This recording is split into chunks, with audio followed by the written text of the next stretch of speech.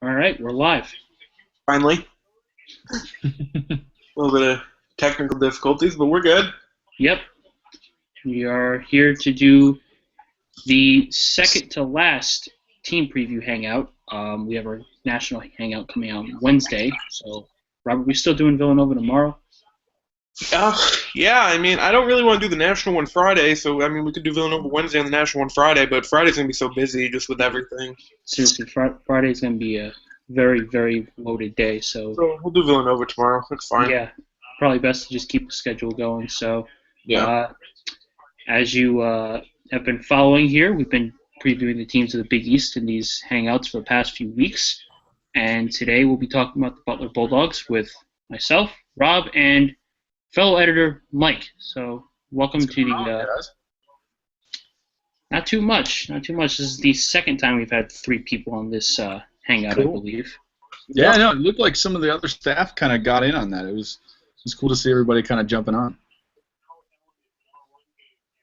Yeah, no, definitely. All right. I think a good place to start. Just Mike, you were at the exhibition game last week. You didn't make it yesterday, but just go off last week what you saw, and I'm sure you've seen what happened yesterday. Just kind of go off of those two things, and basically just what you saw in person at first. I know that the big takeaway from that first game was, I know that there was a lot of talk because, Cameron Woods obviously graduated, Alex Barlow graduated, they're both doing stuff now. Tyler Lewis is going to be a huge addition to this team. And actually, I remember us talking about this during tournament time, about some of the big additions in the Big East for this upcoming season. He's legit, guys. There's a fluidity to the Butler offense, and I remember I asked Chris Holtman about it in the press conference after the game. Was it almost hard to instill some of the stuff that he wanted to last year coming into the team late? They're getting out in transition. The ball movement is fluid. The offense has just completely opened up the floor because they have a point guard now that can put the ball pretty much anywhere. And he folds defenses towards him. The slash and kick game is there. The kid can shoot. He can finish at the rim. He opens up possibilities not only for himself but for everybody on the floor. So in terms of like the really big takeaway from that first game, in person he is so impressive. They're going to be really good with him this season. Yeah, and then I followed the exhibition game for a little bit yesterday, and he was probably the player that most impressed me yesterday too. He had 11 points, 8 assists, and actually Tyler Weidman had a pretty good game too. So Butler, they returned 3 starters, and the 2 they lost, they pretty much improved at least offensively. So that's helpful. Where did we have Tyler Lewis in our point guard rankings before the season started? He was 6 or 7. Wow. Yeah, I think we're gonna look back in March, and Tyler Lewis and Watson are gonna be horribly underranked, which I kind of figured was gonna happen, but it's so hard with transfers. But they've both looked great so far. No, and you can go back and watch his highlight tapes from what it was like at NC State. I know he talked about it a little bit in the press conference about how he was working on last year, making sure that he wasn't turning the ball over as much as he was at NC State and kind of taking care of himself a little bit more. I think a year off did him really good. Honestly, I think it really did. He's tightened things up. He's small, unfortunately, but in college basketball you can get away with that. He's under 6 feet. And it's exhibition games, so you never really know how much you can really take away. But at the same time, he's small, but he can defend. He really can. And he's a physical defender. He's a little nosy. He gets in your way. He makes up for the fact that he's a little bit smaller. And especially going against other point guards in this conference, it's not a mismatch for him defensively, like I think we potentially thought it might have been going into the season. Yeah, absolutely. And yeah, they are exhibition games, but Butler did what they were supposed to do in both games. They ran the other team out of the gym. So that's what good teams do in exhibition games. Yeah, absolutely. All right, just going back to last year for a second. Surprised a lot of people. Finished second in the Big East. I think before the season I had them as third in the Big East because Roosevelt Jones coming back was going to be such a big thing for them, and it was. And then they had all that success over Thanksgiving. They beat Carolina and Georgetown, and that's really when people I think started paying more attention to them. I think really the question. You were around Butler last year. You were still a student there. Were people surprised on campus at the success? I don't know that surprised was the right word for it. I mean, it was definitely, I think, a relief for a lot of people. That first season in the Big East was a little bit rough, but we knew as soon as Roosevelt came back, it was going to be a huge piece for them because you finally got to see him and Kellen on the floor together. Cam and Alex both had their final years there last year, so you knew they were both going to try to go out. The really surprising thing, I think, was how effective Chris Holtmann was and how effective he was right away. That was really, I think, the big thing last year was, there was the shakeup and, the story's still kind of out there on what had happened with Brandon Miller. But, I mean, at the end of the day, Chris Holtmann, I think, was so unbelievably important to what they were able to achieve last season, especially with having a coaching shakeup so close to the beginning of the season. Yeah, definitely. One of the issues that they did have last year, outside of that Thanksgiving tournament, they didn't really win either of their other big non-conference games against Tennessee or Indiana. But they threw that Tennessee game away in the second half too. They had a lead in that game. Yeah. I mean, that's kind of a nitpicking thing. I mean, you already had a win over North Carolina. You had a win over Georgetown, so it's a pretty good non-conference slate as it is. But obviously, those are games you'd like to see Butler win. But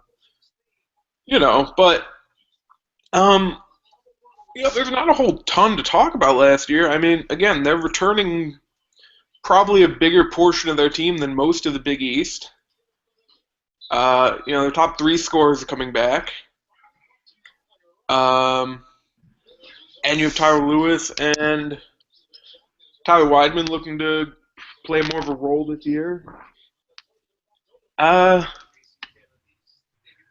think probably an issue from last year is, are they going to be able to replicate Cameron Wood's rebounding?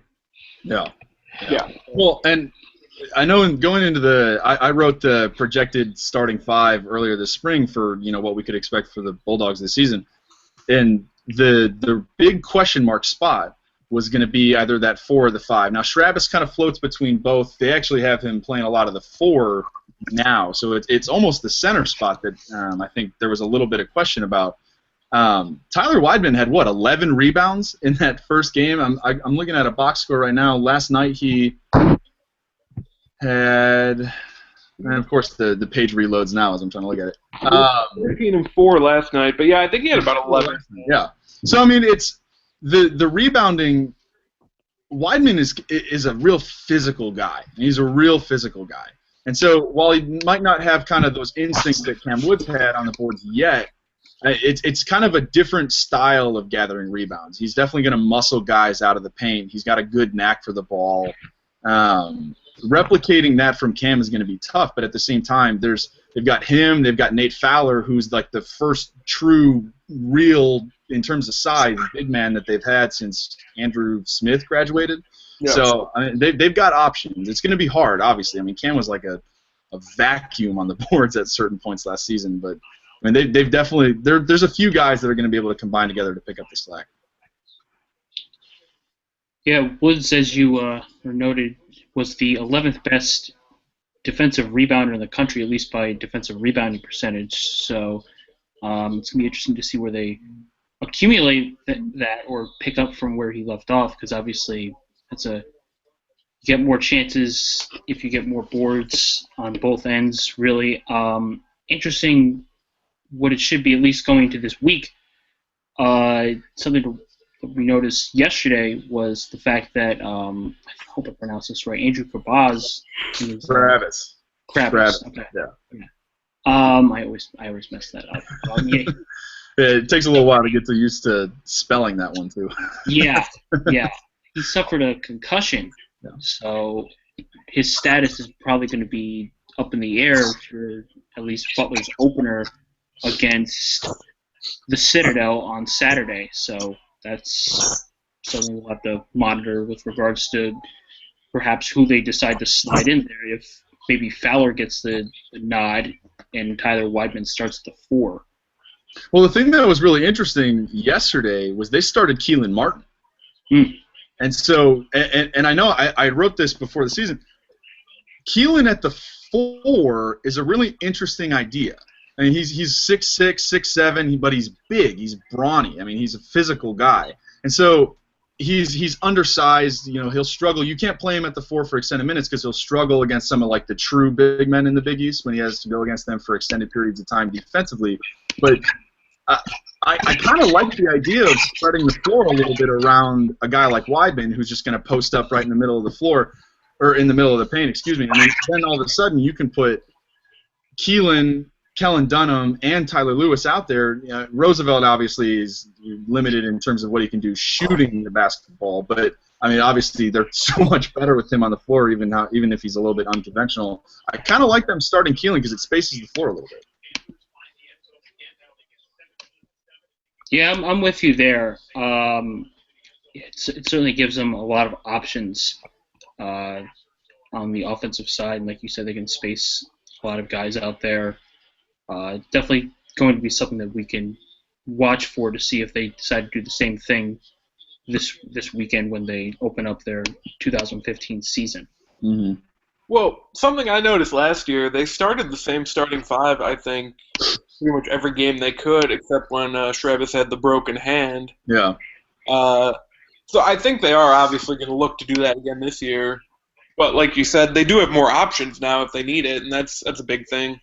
Well, and it's more options, and it's also more uncertainty than it was at certain points. You know, like last year, it was pretty clear who the best guy at each position was. Yeah. You know, obviously Tyler, I think, has just absolutely locked down that point guard spot. But, you know, the other thing that was interesting about yesterday was that if you look at the terms of the minutes that were played, even without Andrew Schrabis in the game, Nate Fowler played 20 minutes yesterday. Jackson Davis had 13.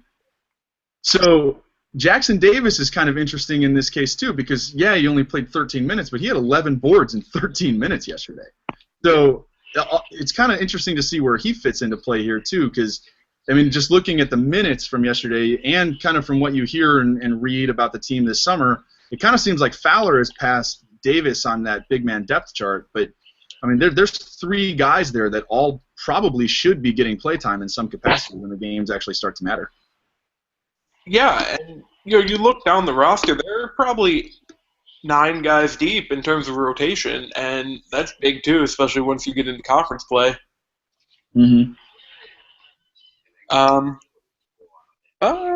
Not too much else to talk about from last year, at least. You know, they had the win against Texas, which I think pretty much everyone saw that one coming.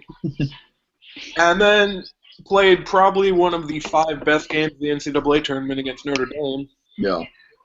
Who really they should be playing every year, but Mike Bray doesn't want that. And, you know, I mean, I think the expectations, obviously, going into this year are definitely higher than they were going into last year. I mean, there's way more certainty across the board from coaching on down. Just getting into their schedule this year, you know, it's all right. It's not one of the better schedules we've looked at, but it's not Georgetown.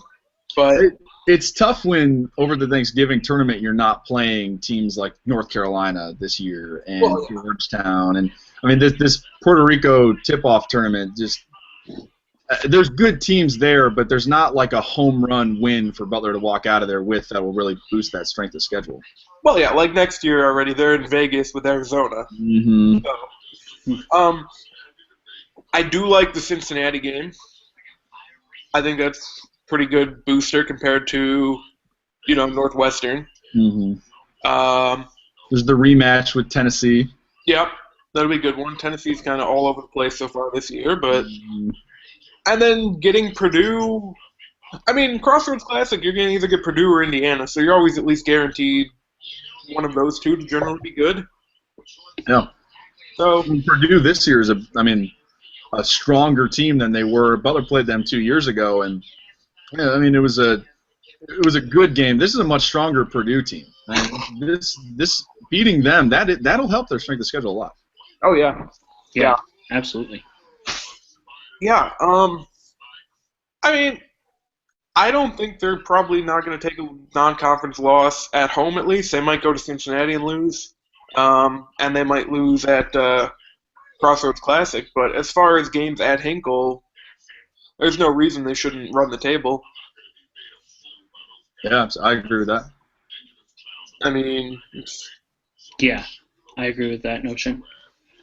but again, even if you're not playing, the best teams out there, you still in the non-conference have a chance to see what works and what doesn't going into Big East play.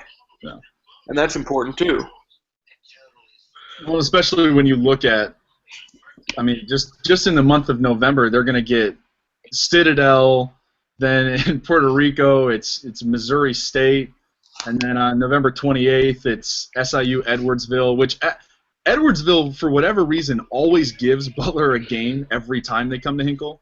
But I mean, just in that first month or so of the schedule, there's some chances to try stuff out, see what lineups work, see what doesn't.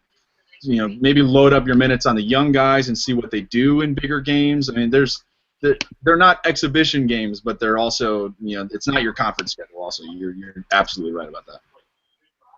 Yeah. So I mean, really, the first big test is going to Cincinnati. Mm-hmm. Because Puerto Rico, I know who else is there. Missouri State and Minnesota. Oh yeah, Minnesota, Miami, Temple. Utah would be a good win. I mean, Yeah. He's returning a good. Which I think, if you look at the bracket in that one, they wouldn't be able to play Utah until the championship game of that one. Which that would be a good one. That'd be a really good one. Yeah. Jacob, is it Petal, the big man at Utah? That would be a really, really interesting matchup for Butler. That's a really true big man right there, NBA prospect center. That would be really fun, actually, to see how Chris Holtman would scheme for that one. Yeah, I definitely think that's probably your one matchup in Puerto Rico that if you beat them, that could really boost your kind of RPI or whatever you want to. Mm-hmm. I mean, I'm not that worried about that for Butler. I think they're probably safely in the tournament, but you still want to get a couple good non-conference games, obviously. Yeah, it helps with seeding and that sort of thing. Yeah. Let's see here. What else?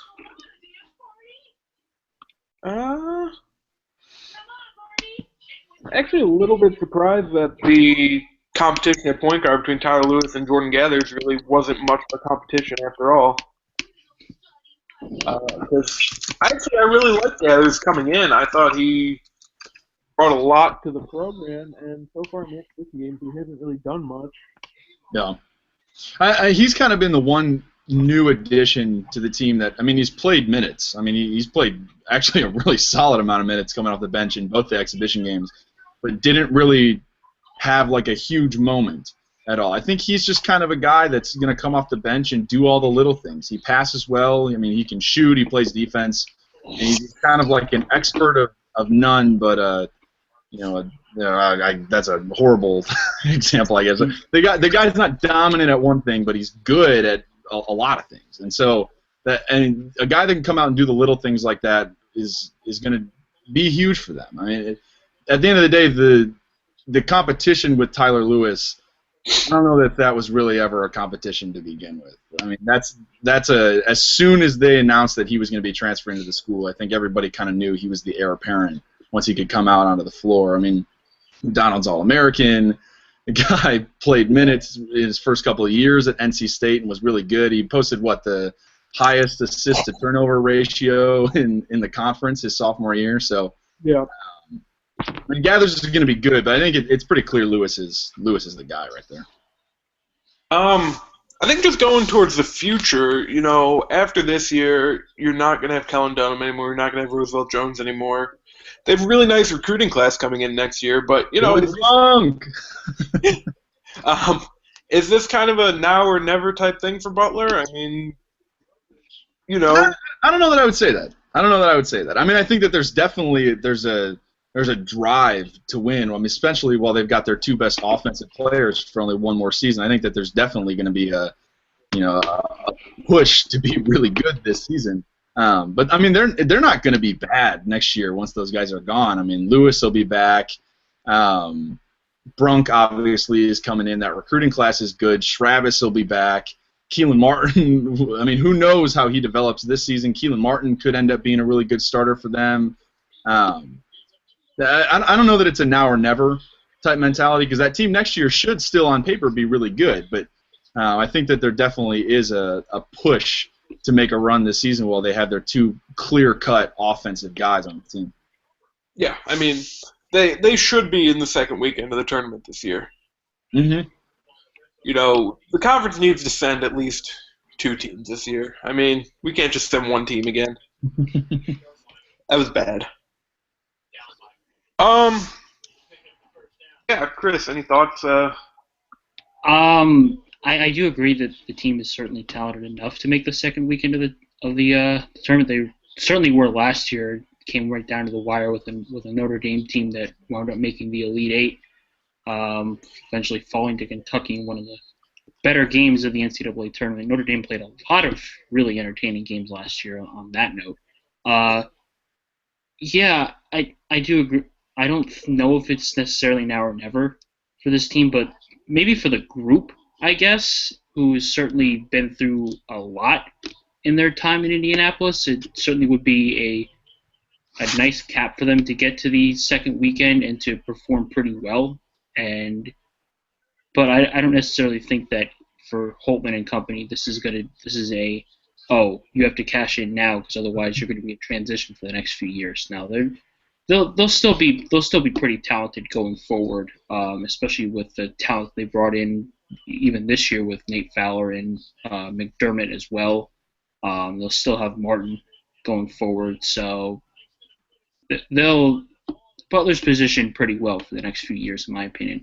Yeah. And Mike, you were around last year, around campus. Was there ever actually a feeling that Holtman might leave for Tennessee?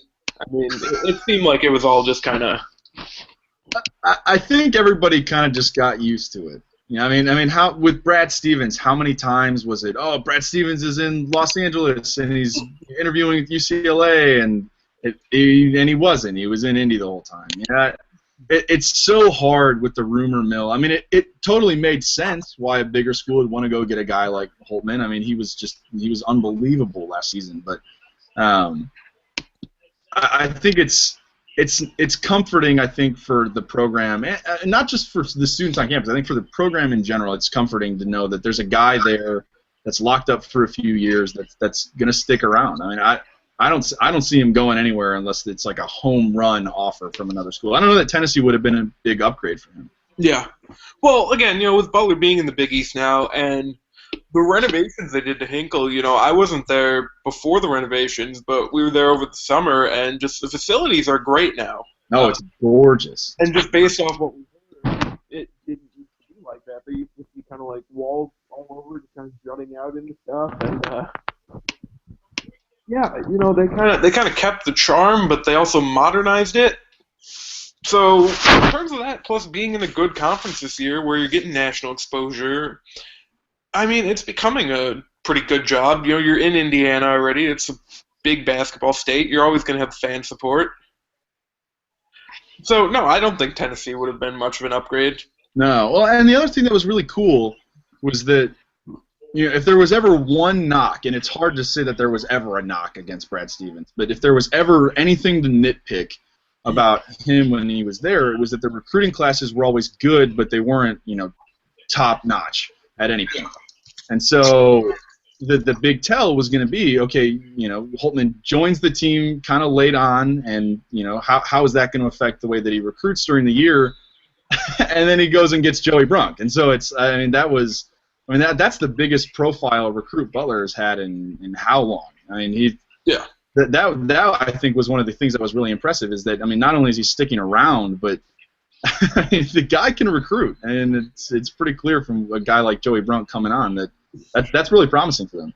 Well, yeah, and I know Brunk is from Indianapolis, but Chris Holtman's not just sticking around Indiana to recruit, kind of like a little bit like Brad Stevens would do. I mean, most of his guys were from Indiana, Mhm. but you got Kamar Baldwin from Georgia. You got Howard Washington's from New York. I know Henry Badley's from. He goes to LeBron's high school, actually. So he's from Akron. Mhm. So yeah, you're getting out, and I think that's a lot of the national exposure too. Plus, people know Butler now. People still know Butler from a few years ago. Yeah. So it's becoming, it's kind of like Xavier, where it's turned itself into a pretty good job. Yeah. Absolutely. Definitely. I mean, you can go back and even when Brandon Miller was the coach for a year, they were in the hunt for Trayvon Blewett. Who knows how really close to the short list they ever got with Trey Lyles, but I mean they weren't even in the hunt for guys like that before, and so I mean that was really telling to see how close they got.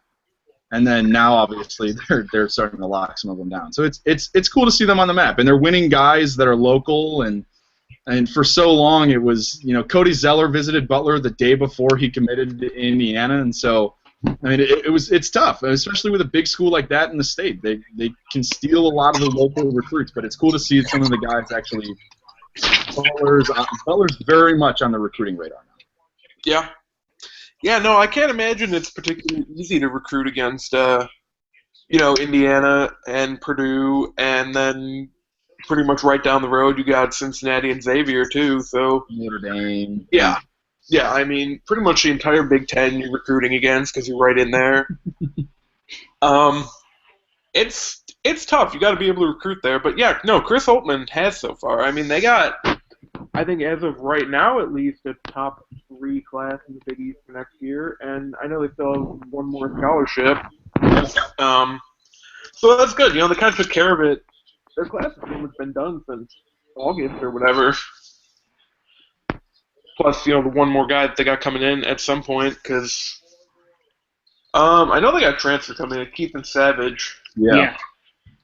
So yeah. Well, and Butler's SID, John Dedman, had a really interesting tweet yesterday about how he left Hinkle at like 1:02 a.m. or something last night, and the only people left in the arena were the maintenance staff that were setting up for the events at Hinkle today, and Keithan Savage, who was still hanging out on the court shooting around at 1 in the morning after the game. So I mean, he's definitely using his year of having to sit and wait. He's using that to his advantage too. So I thought that was really cool to hear. Yeah, and you hear things like that, and I really don't like the 1-year transfer rule, but guys like that, and Tyler Lewis and Mo Watson, who have been around the program and now are starting to thrive, it's actually worked out for them.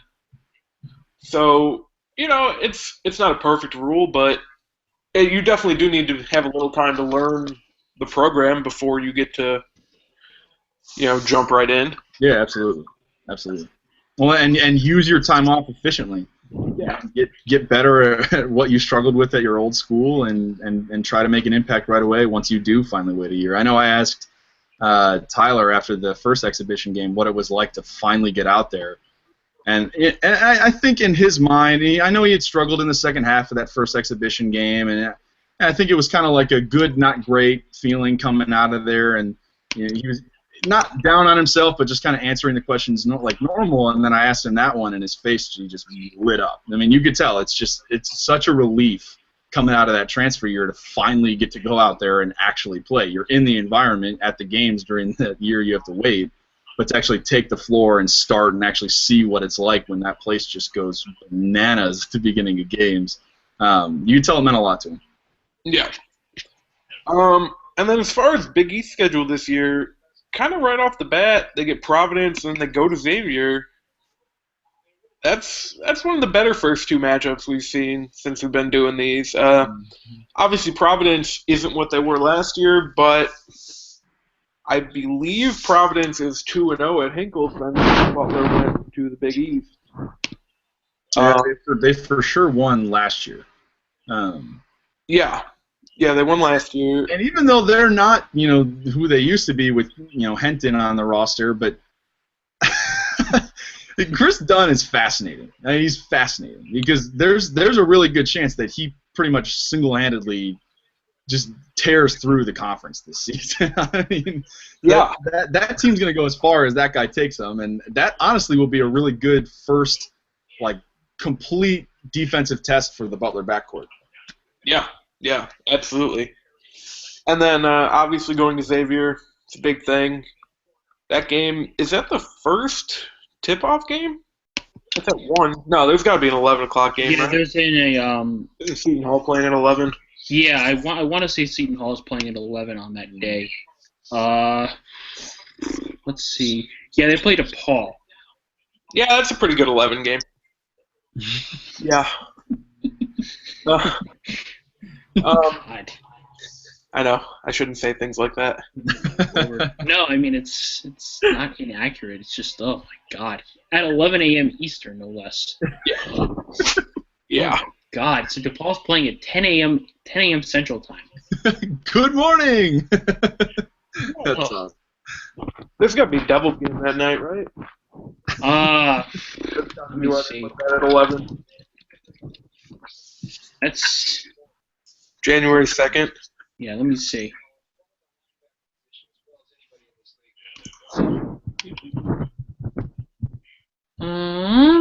January 2nd. Yeah, they play at 7. The Devils play at 7 o'clock against the Stars. Yeah. So that was. That's why they. Okay. So. Mike, just really quick now to go off topic here. What do you think about the Big East going up against the college football playoff on New Year's Eve? Even though they're not technically going up against them, the Big East game should be about wrapped up by the time the games start. Yeah. But it's still an interesting strategy. Well, it sucks for us, Yeah. but I don't know. I don't know that those two things necessarily go head to head. I think obviously. No, I mean, if you're a big-time Big East fan, you probably don't care about college football that much. And if you're a big college football fan, you probably don't care about the new Big East at all either. So. Yeah. All right. It's as a sports fan, it'll be a fun day. That's a full day, man. Oh yeah. After Xavier and Providence, Butler heads to DePaul. So, nice little Pencil that Bit one of a in. pat for them, I guess. That's a nice little tune-up before they go to before they play Villanova.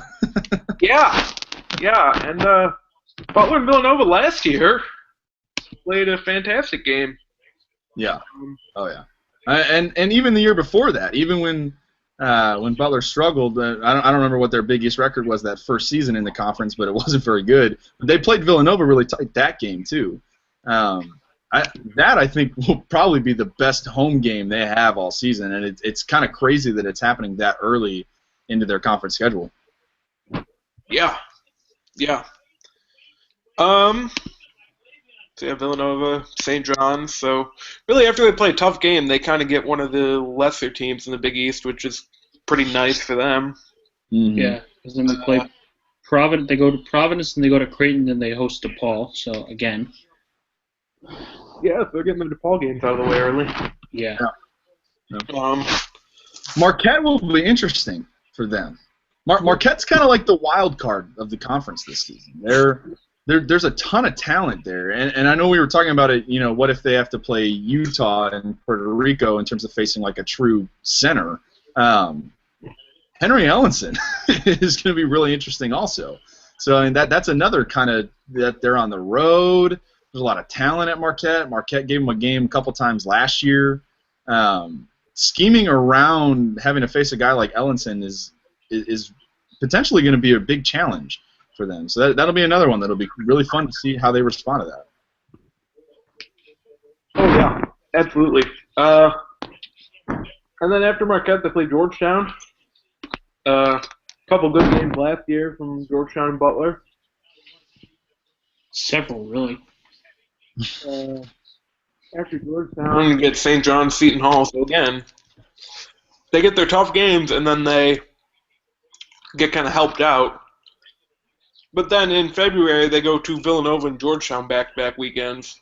So, Boy, yeah.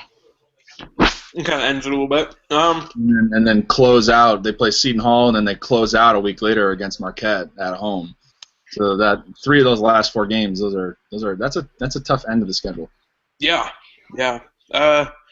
Chris, where does Ken Palm have Butler in the Big East? They have them tied for second with Georgetown and Xavier. Yeah. I mean, pretty much. After Villanova, you have Butler, Georgetown, Xavier, where you could put anywhere 2, 3, 4, and then you have Marquette and Providence, where you do whatever you want with those 2, and then you have the other 4 teams. Yep, they have them with a projected Big East record of 11-7. So, and not discounting the games in Puerto Rico, their projected record in total is 19-9. So obviously there's a few games to dish out there, but they certainly have them projected to be pretty good this year. Yeah. Yeah, because that's not Puerto Rico or the Big East tournament. Exactly. So you figure they take care of business. They win like two games in Puerto Rico, I guess, and go 2-1. Yeah. So that would put them at 21-10 going into the Big East tournament. They win like 1 or 2 games. They win 23 in total. It's a good season.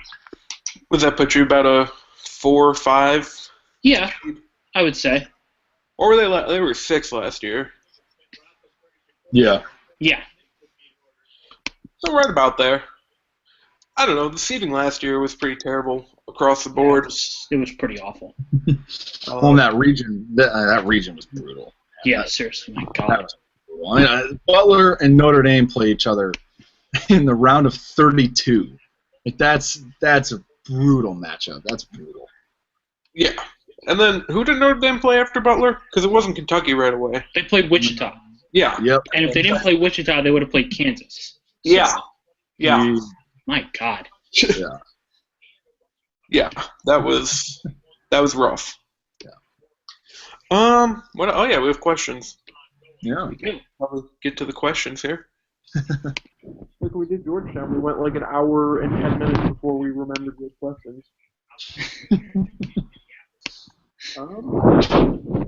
Pull these up real quick.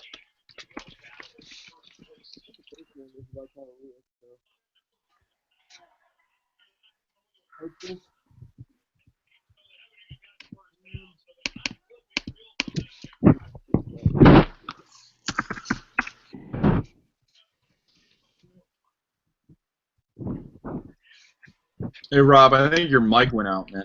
Yeah, your mic went out. Oh, There it There is. we go. Yep. good? Yep. There we go. Okay.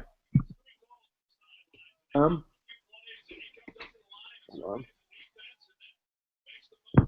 Questions are right here.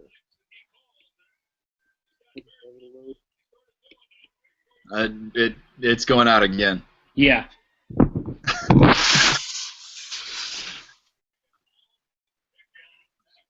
Back? Yep. Okay. All right. Got the questions. Is my mic okay? Yes. Yes. Okay. All right. What do you think about Butler's lack of size? Can Travis and Weidman hold down the middle well enough? I'm going to take this one first. I think if you're comparing it to last year, like we said, they don't have Cameron Woods. No one on this team is Cameron Woods, so the rebounding will go down a little bit. But I think Kyler Weidman is a good, big guy to have down there, and I think depending on what they can get out of Nate Fowler, he could definitely play a role down there. And a nice thing about at least Big East play, you don't have a whole ton of big men that you're going against.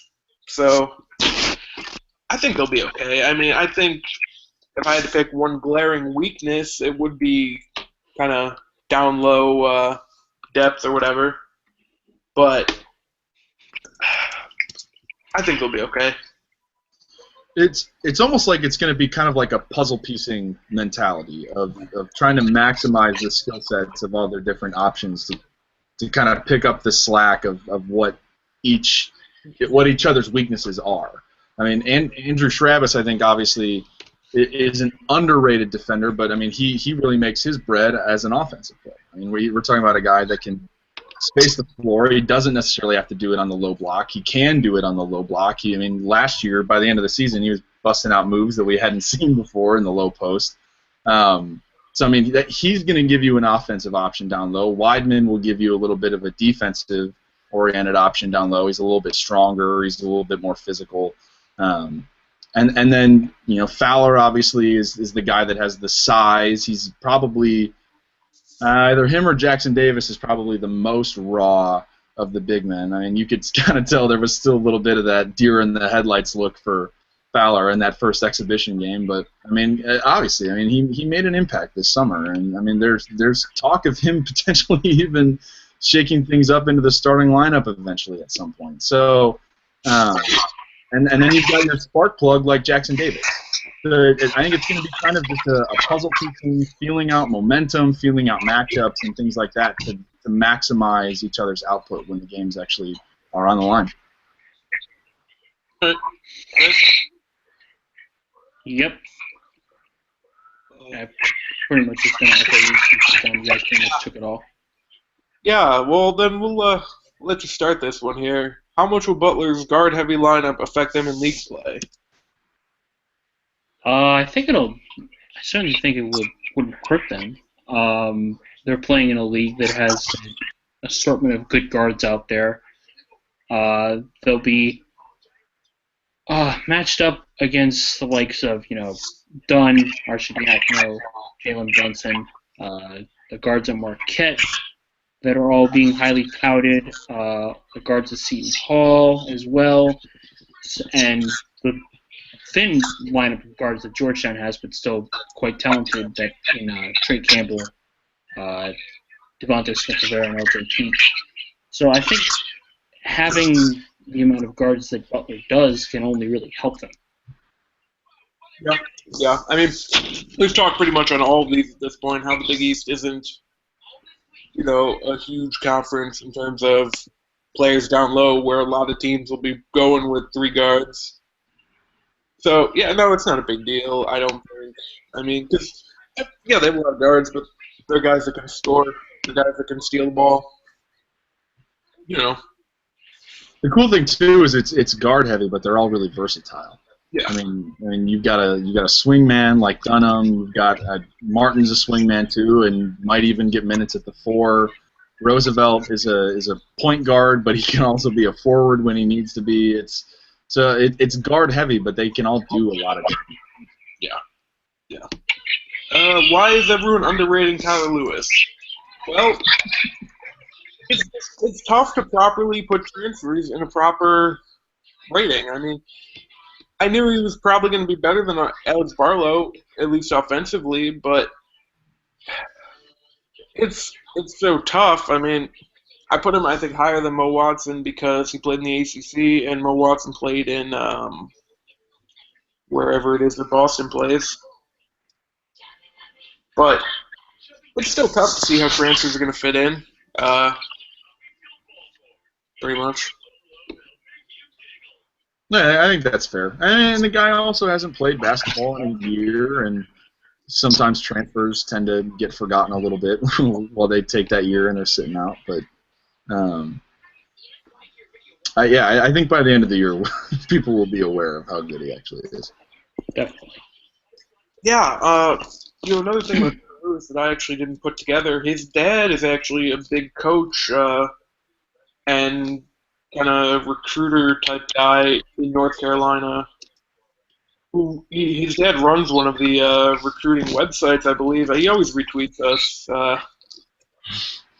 So, obviously growing up with a coach as your father, you pick up some basketball IQ stuff, so that helps him too. Yeah. All right, let's see. Another question here. What do you think the ceiling is for Butler this year? The ceiling, we're talking about like absolute best case scenario for them. They've got an outside shot to win the Big East. Yeah. It's pretty clear the odds are going to be in Villanova's favor.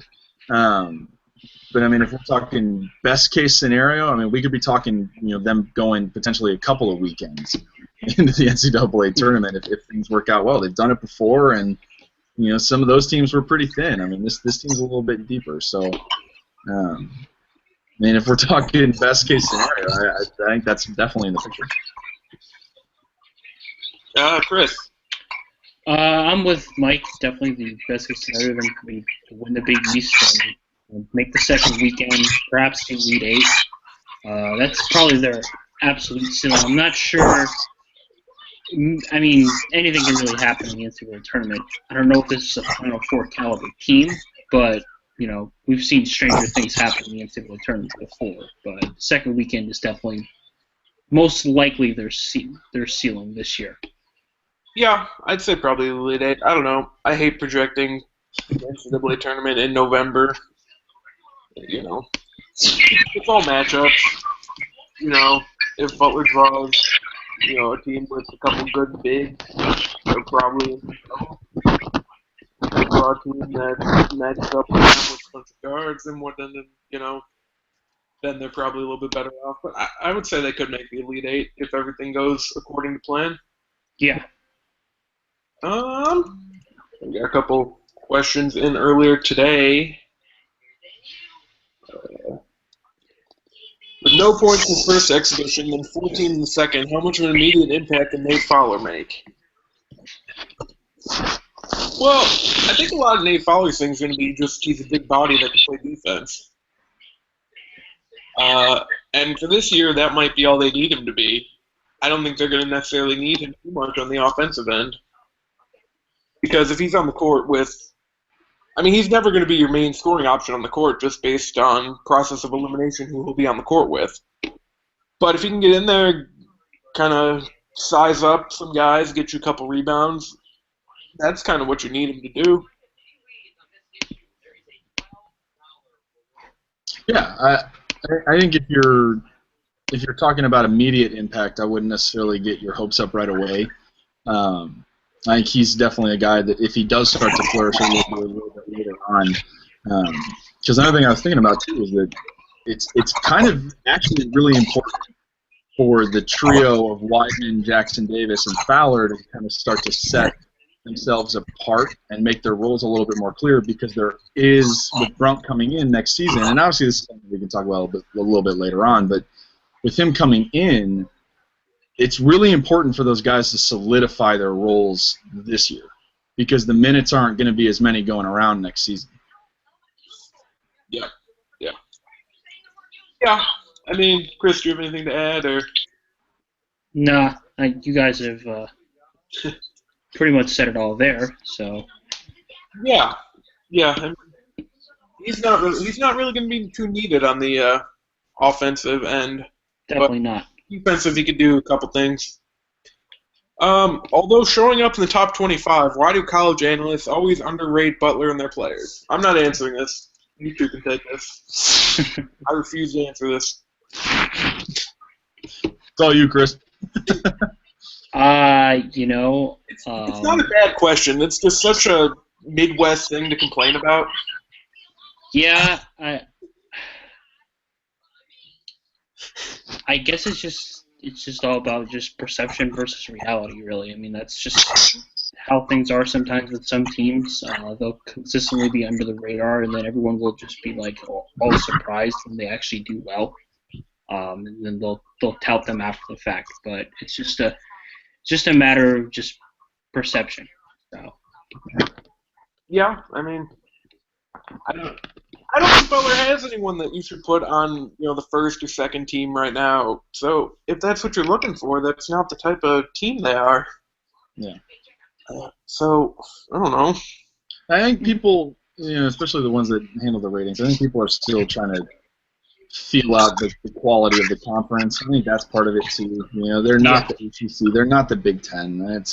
And unfortunately, when you look at the rankings, there's a lot of teams from those conferences in there, and so I think people are still trying to figure out, how legitimate the Big East Conference is going to be this season. And I don't know. I kind of feel like mid-20s is a pretty fair assessment of Butler right now. Yeah, I mean, to open the year, that's. I mean, they didn't bring in, a big stud recruiting class that I think I should be in the top 10 or something. Mm-hmm. Honestly, the first AP poll, all you really want is to just be on it. Yeah. I mean, it's essentially just saying, hey, you're in the picture, and you'll see what happens once the games actually start. Yeah. They're in the door. I think that'll do it for questions. Yep. So, do we have anything else we need to talk about here? What I could think of off the top of my head. I'm good. I think we're pretty much about done here. Yep. So pretty much the consensus is that Butler's going to be a pretty good team. Tyler Roos is going to be a good point guard. And this team definitely has a chance to make some more noise nationally and perhaps make the second weekend if everything shakes out well for them. Yeah. Oh, actually, real quick. With the NBA kind of becoming a kind of volume scorer type thing, does Kellen Dunham have any sort of shot at the next level? Yes. But not in the first round. No. I think if he's got a chance, it'll be kind of similar to what happened with Darren Hilliard last year, where Hilliard kind of showed up a little bit more well-rounded than everybody thought. He was a more elite scorer than everybody thought. He's definitely in play, especially just because, and you're right, volume shooters, they're in demand now in the league. But not first round. Not yet. Yeah. Okay. Yeah, that's fair. Yep, that'll work. All right. No, I think we're actually done for real now. Awesome. All right. Yeah, Mike, thank you for joining us. Yeah, no problem, man. If you want to come on Wednesday for the national preview, just let us know. Cool. Yeah. All right, everybody. So thanks again for listening on this Sunday afternoon. We'll be back tomorrow for the final team preview for Villanova. And as Rob mentioned, we'll be back here on Wednesday to preview everything nationally, which will be probably a huge mess, but it'll be entertaining. Yep. So just be on the lookout. This week we've got a lot of good content coming out, hopefully. And Friday is the start of the season, so can't get much better than that. Yep. Cool. Yep. All right. All right. Cheers, guys. Yep.